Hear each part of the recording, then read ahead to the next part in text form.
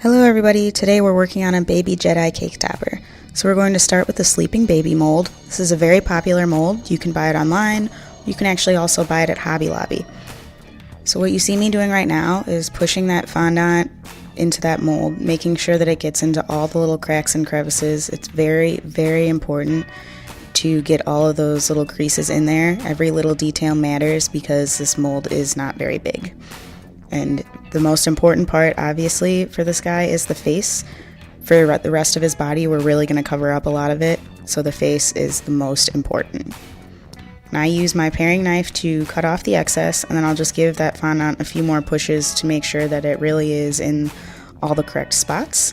And then the next thing I'm going to do is freeze it. I freeze the mold until my fondant itself is hard. When you touch it and you tap it, you don't want the fondant to have any give whatsoever. So you're just going to go ahead and freeze it, and it usually takes at least 15 to 20 minutes to be completely frozen. So while your piece is freezing, you're going to roll out some black fondant. And I use a circle cutter that is about 3.5 inches. And so you're just going to use your circle cutter. Cut a nice little circle out, peel your excess away, and then you're going to want to put your circle on a piece of parchment paper because you don't want to dry your topper onto your workspace. So you see me doing right now is smoothing out the edges of my circle, making sure there's no weird little rough edges. And then just smooth out your circle to make sure you're not getting any of those weird parchment paper creases underneath.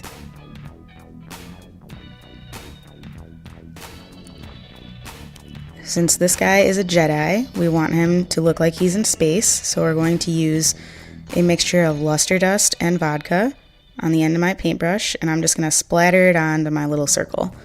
This is going to give my star effect, and he looks really cute on there. So just go ahead and tap your brush.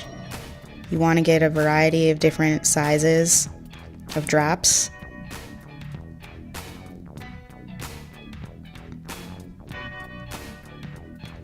This will be messy.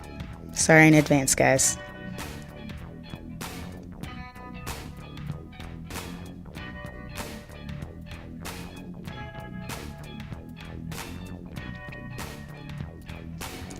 And when you're done, you're just going to set that aside to dry.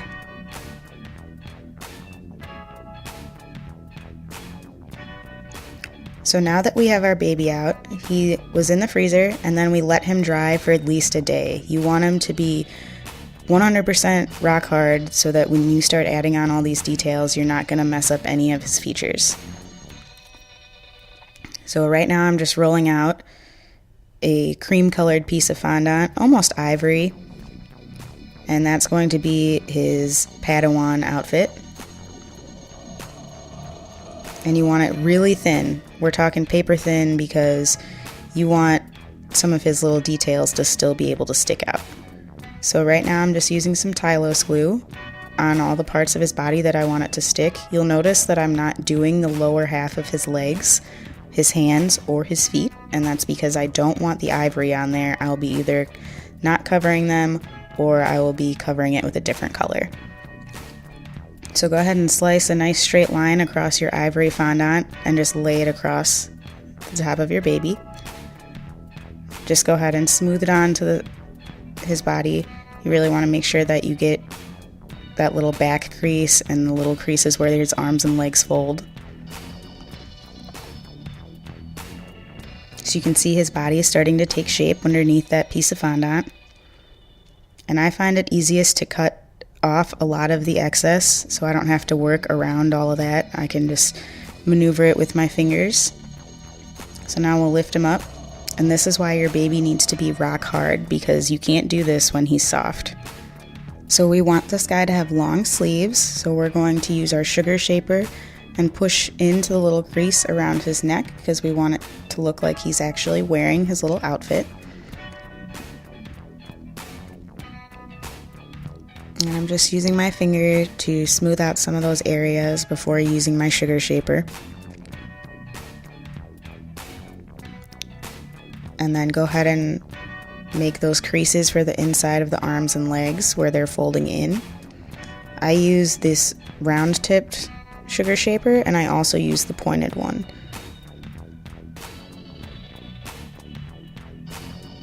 It's really important to make those creases in his clothes because otherwise it just looks like he's wearing a blanket. And you just go ahead and fold the rest of your excess underneath and tear it off. Because it's the bottom, nobody's really going to see it, so it doesn't matter if that is a perfect straight line or not.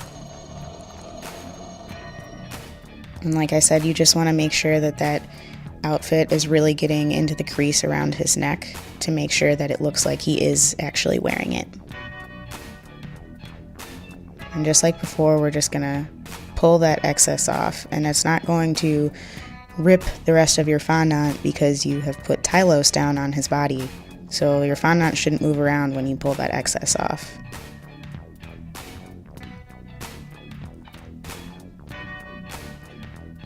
And it's absolutely okay if you get a little rip or something in his clothes. That happens to me very often. For that, you really just need to put a small piece of fondant in that area and smooth it right back out with your sugar shaper. So again, just like the arms, we're making sure that that leg crease is in there before we cut off our excess fondant. You'll remember we did not put any tylose glue on the bottom half of the legs or the feet, so that fondant should just pull right off when we cut it.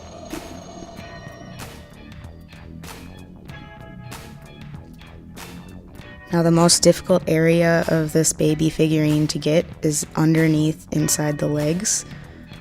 It's quite alright if you don't get it in there underneath all the way, because in the end we're just going to shove a little piece of brown fondant in there for the boots and you're not even going to notice it. So just go ahead and make sure there's a nice straight line a little bit past the knee, and that'll be where you're going to put your brown fondant for your boots. And again, we're just using that sugar shaper to round in the fondant into the little creases to make sure it really gets in there.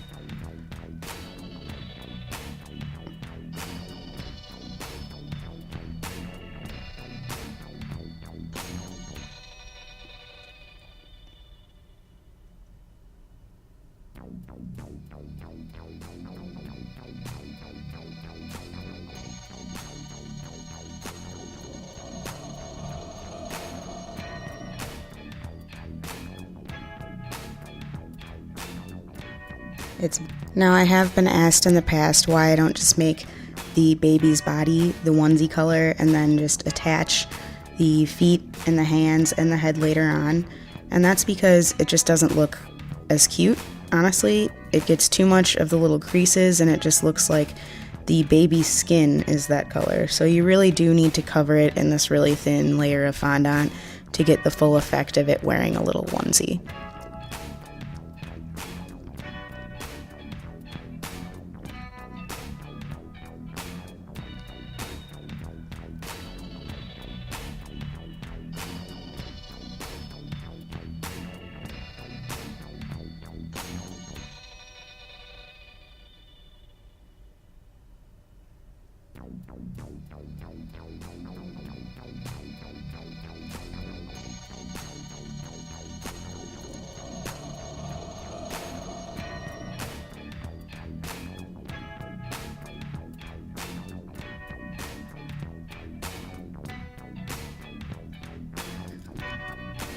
And again, we're just redefining those lines just to make sure that they're there. So now we're going to use another piece of paper thin fondant for the top half of his body. And we're just going to cut 2 strips. And the strips that you want are maybe about 1/4 inch in diameter. Again, this fondant is paper thin, just like before. And I'm just using a straight blade to cut them perfectly. So the next step is to arrange them in a V. This is because the back of the Padawan outfit has that odd collar that is V-shaped. So you're just going to go ahead and arrange it in a V and then use your straight edge to cut the bottom off.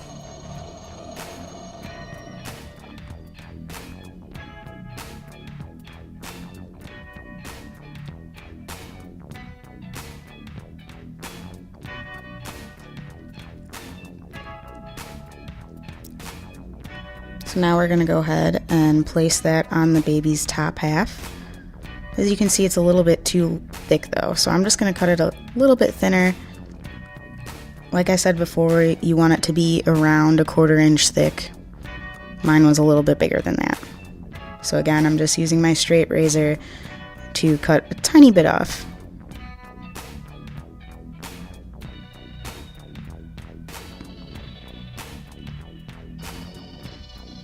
And just go ahead and arrange it in that V shape and place it right on his back like we did before. And you are going to use tylose glue to adhere it.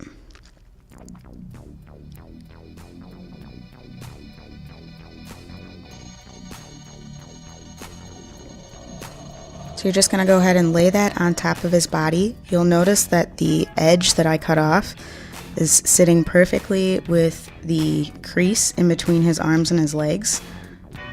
That's because his little belt fits perfectly in that space. So we're just cutting off the excess of the collar and we're just wrapping it around his neck.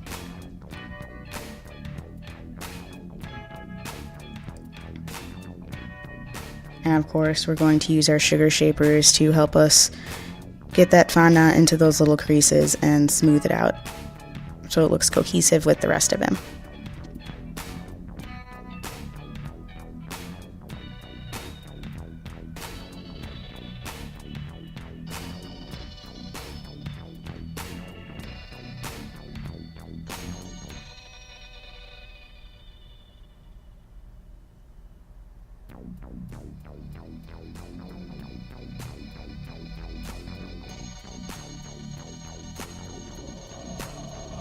And I'm just using that pointed sugar shaper to define where the edge of the collar is and where the actual onesie begins.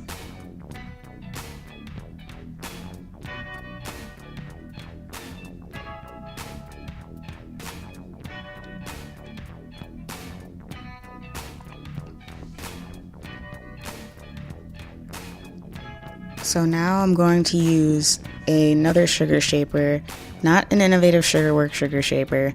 This is a different one. It's actually a clay tool and the tip of it is just a little bit more flexible than the sugar shaper.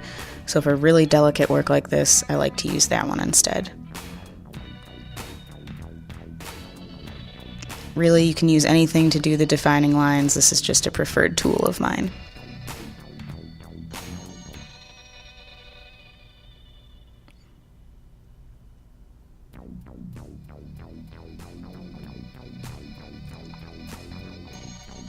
So now what we're going to do is make our brown belt. So we're just going to roll out another piece of super paper thin fondant, just like we did with the onesie. And we're going to cut a thin strip about 1/8 of an inch wide.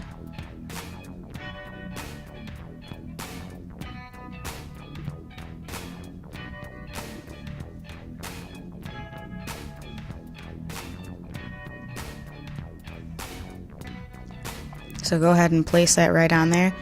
You may or may not need tylose glue. Sometimes it's sticky enough to stay right there. But we're just going to go ahead and fold the excess of that belt underneath. This is why it doesn't matter if you don't get that fondant in that little crease perfectly, because you really do just cover it right up. And then for the crease in the front, you're just going to cut at a little diagonal and then use your sugar shaper to make sure that it's in the correct spot.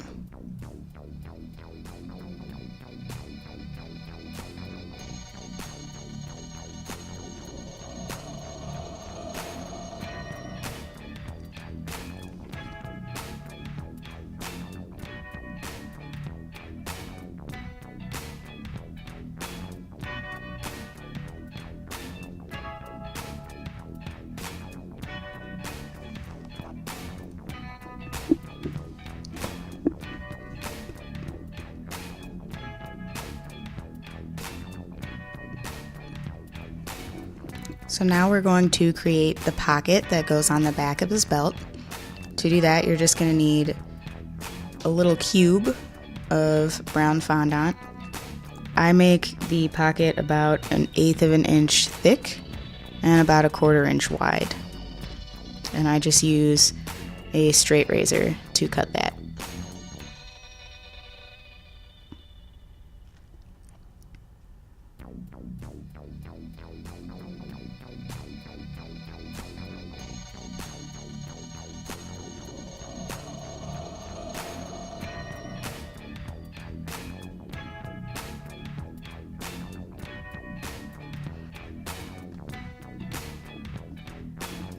So now we're going to go ahead and make the pocket flap.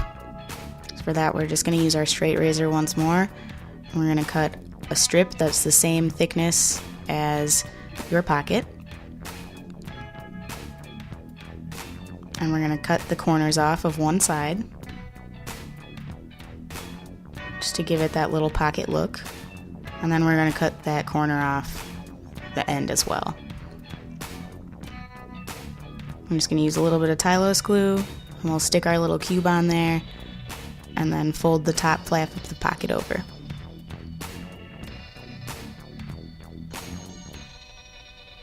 Now we'll just use our straight blade to cut off the excess.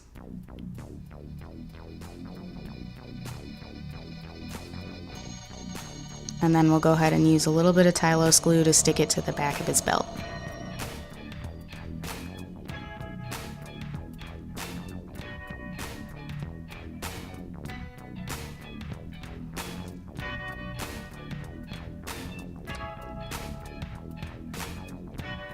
So now we're going to roll out another piece of paper thin fondant in brown, and this will be for the boots.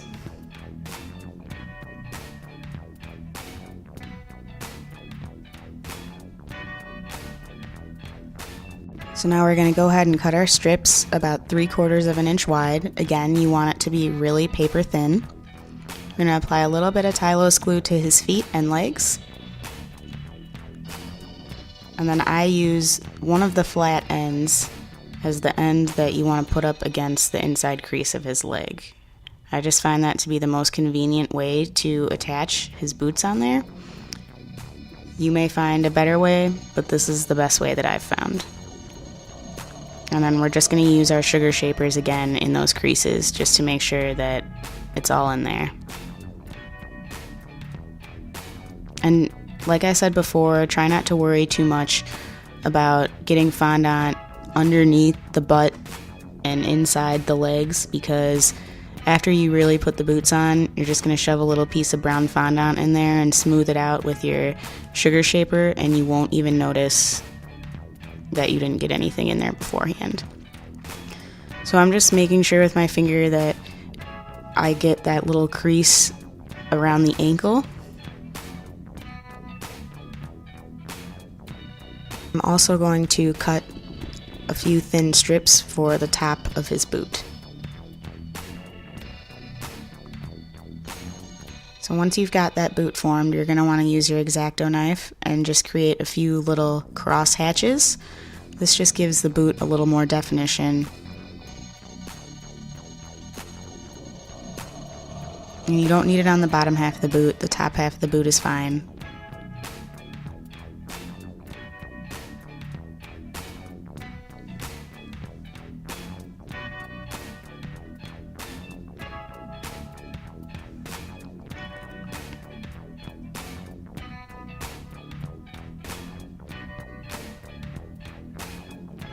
Now you just use a little bit of tylose glue on the top of the boot, and you want to put that little strip that you cut over the middle of your boot and the bottom half of your onesie. You do this to cover up the seam. And I just use my little sugar shaper to make sure that that's in the crease correctly. Then fold it under the bottom and just tear it right off. Like I said before, this is going to be the bottom of the topper, so nobody's going to see it. It doesn't matter what it looks like on the bottom. So now we're going to go ahead and do the other boot. And this is the same as before. We're just going to use that long straight edge on the inside of his leg.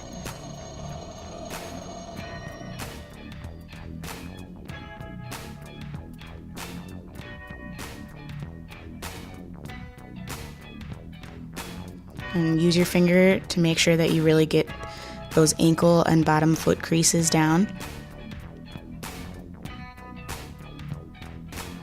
And just go ahead and pull that fondant underneath his foot.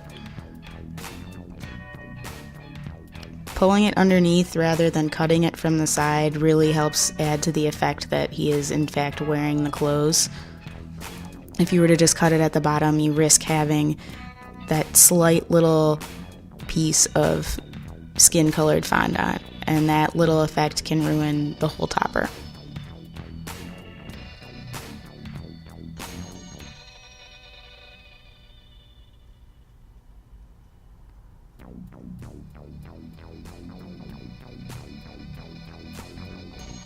And again, just using that sugar shaper to really define the crease in between his leg and boot.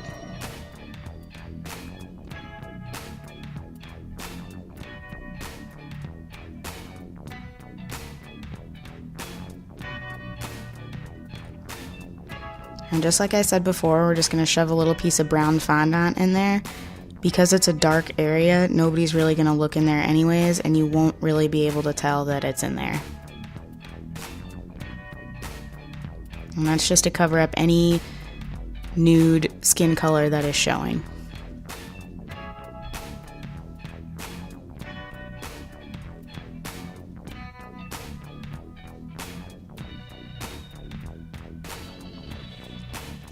So just like the previous boot, you're going to give it a few cross hatches.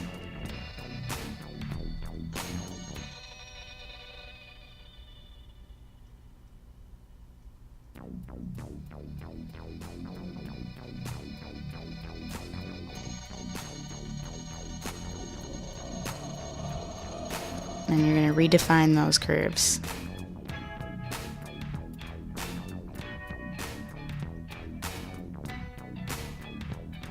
So now we're going to color his face, and to do that we're going to use CK Products Powdered Brown Food Coloring and CK Products Petal Dust, and the color is Watermelon. So I'm just going to use my little bristle brush to color the cheeks first with that pink. Not a lot of pink on the end of the brush, you really just want a slight touch just to give that little rosiness to his cheeks.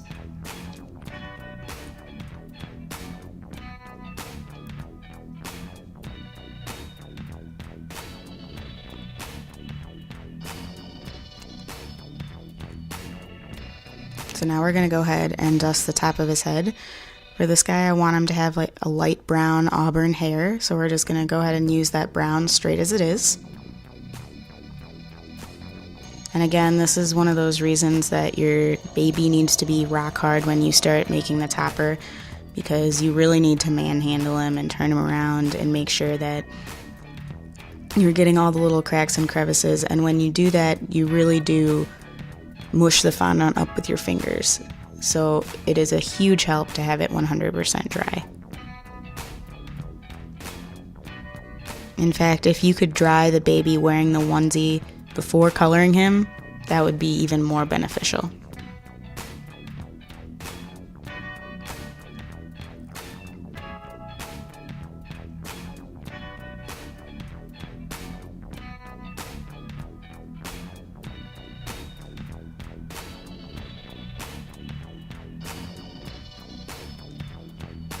And you can see I'm just using the straight powdered color. You don't need to add anything to it, just brush it on dry and it'll stick perfectly.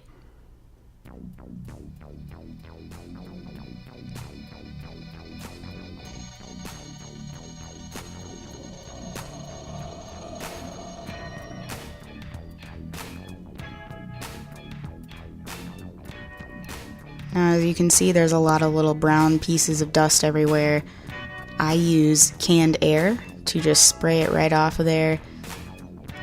Otherwise, you risk really just smudging it up and getting a lot of unwanted brown details all over your little guy.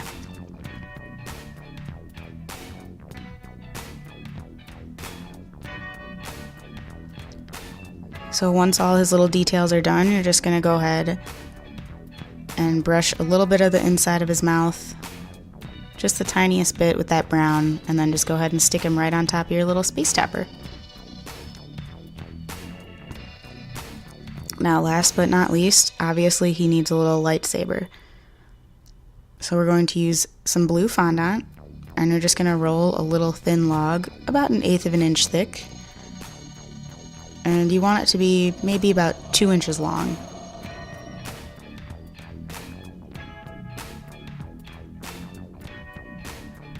And just go ahead and cut it with your X-acto. And you're just going to place it right on in front of him. And while you're placing it, keep in mind that you do need to have the handle of the lightsaber, so you do want that blue to be a little bit more towards the left. So for the handle of the lightsaber, we're just going to use a little piece of gray fondant. You want it to be slightly thicker than the blue, but not by much, and you want it to be about 3/4 of an inch long.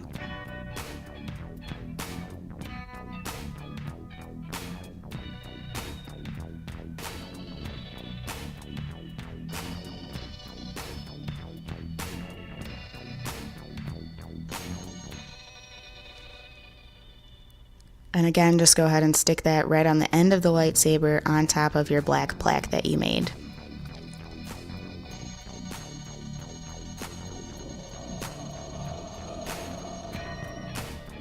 So once your little gray piece is on there, what you're going to want to do is use a silver food safe luster with vodka, and you're just going to paint it on there.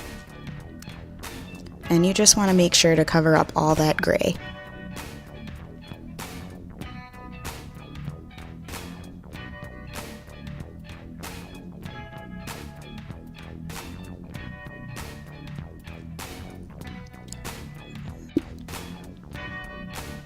So at this point in time, I decided that there were not enough spots on his space.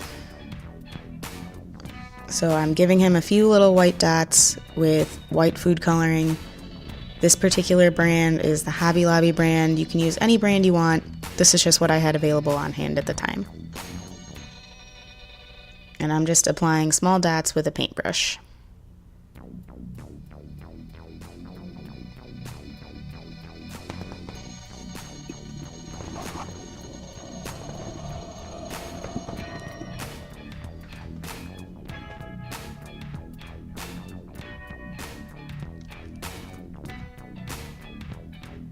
So now that I've got enough dots on there, I'm taking a tiny little piece of red fondant and I'm putting it right on top of the lightsaber's silver handle, a little bit more than halfway to the left. And that's just our little button that our Jedi would push to work his lightsaber. And then the last but not least detail of the lightsaber is we're just going to use a little food safe marker and create a few black lines, and that's just to detail it, make it a little bit cuter.